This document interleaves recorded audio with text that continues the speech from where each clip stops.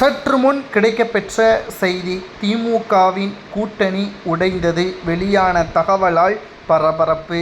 திராவிட முன்னேற்றக் கழகத்தின் கூட்டணியான 13 கட்சிகளும் திமுக கொடுக்கின்ற சீட்டுக்கள் எங்களுக்கு தேவையில்லை, நாங்கள் கேட்கின்ற தொகுதிகளையும் எண்ணிக்கையையும் திமுக தலைமை வழங்க வேண்டும், இல்லையென்றால் கூட்டணியிலிருந்து விலகுவதாக அரசியல் வட்டாரத்தில் பேசும் பொருளாக மாறியுள்ளது.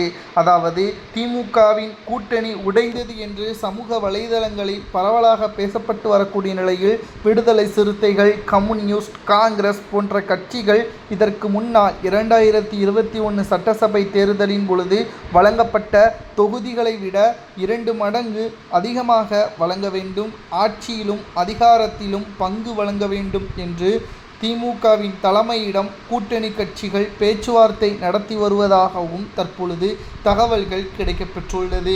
இந்த பேச்சுவார்த்தை தோல்வியில் முடிந்தால் நிச்சயம் கூட்டணி உடையும் என்ற தகவலும் தற்பொழுது கிடைக்கப்பெற்றுள்ளது.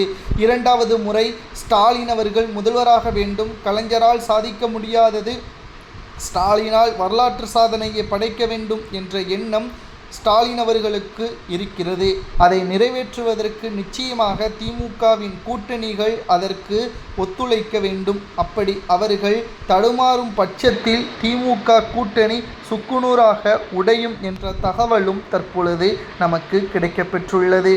பலரும் எதிர்பார்த்து காத்து கொண்டிருக்கின்ற திமுக ஆட்சி அமைக்கக்கூடிய வகையில் தொண்டர்கள் எதிர்பார்த்து காத்து கொண்டிருக்கக்கூடிய இந்த வேளையில் திமுகவின் கூட்டணி உடைந்தது என்ற தகவலால் பரபரப்பு ஏற்பட்டுள்ளது.